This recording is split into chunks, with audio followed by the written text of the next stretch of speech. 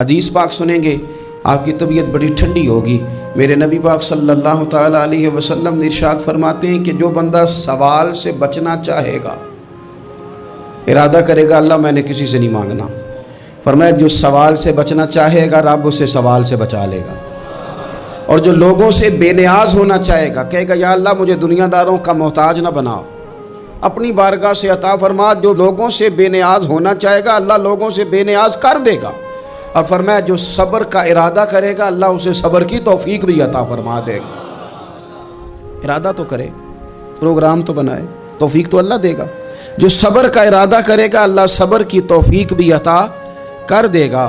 اور حضور صلی اللہ تعالیٰ علیہ وسلم فرمانے لگے یاد رکھو کسی بندے کو جو بہترین تحفہ دیا گیا ہے نا، اگر کسی کو کوئی بہترین عطیہ ملا ہے تو پھر اللہ تعالیٰ نے اسے صبر عطا فرمایا ہے۔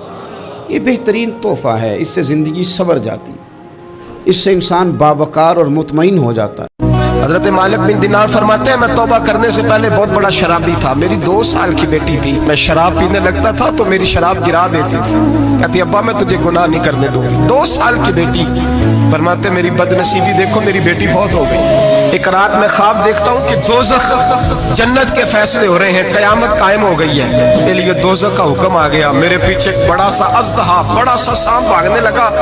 فرماتے ہیں میں دوڑتا جا رہا ہوں، ایک بزرگ نظر آئے، میں نے کہا مجھے بچانا، کہنے لگے بیٹا میں کمزور ہوں میں نہیں بچا سکتا۔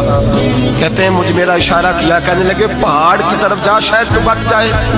کہتے ہیں میں پہاڑ کی طرف جا رہا تھا تو وہاں سے بیٹی آ رہی تھی، میری بیٹی دوڑتی آئی، میری گود میں بیٹھی اور ازدے سے کہنے لگی دفع ہو جا، تو میرے ابو کو نہیں جلا سکتا۔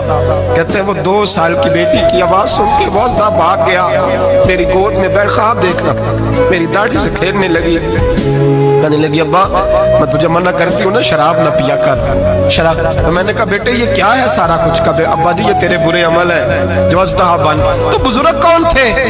کہنے لگے بیٹے ابا جی وہ آپ کا نیک عمل ہے پر وہ کمزور بڑا تھا آپ کو بچا نہیں سکا، ابا جی بس کر دیں بس کر دیں، اب آپ برے کام نہ کریں، آپ توبہ کر لیں، جو پچھلے گناہ ہو گئے میں اللہ کی بارگاہ میں سفارش کروں گی، رب آپ کے معاف کر دے گا۔ مالک بن دینار فرماتے ہیں میری آنکھ کھلی تو میں پکی توبہ کر گیا۔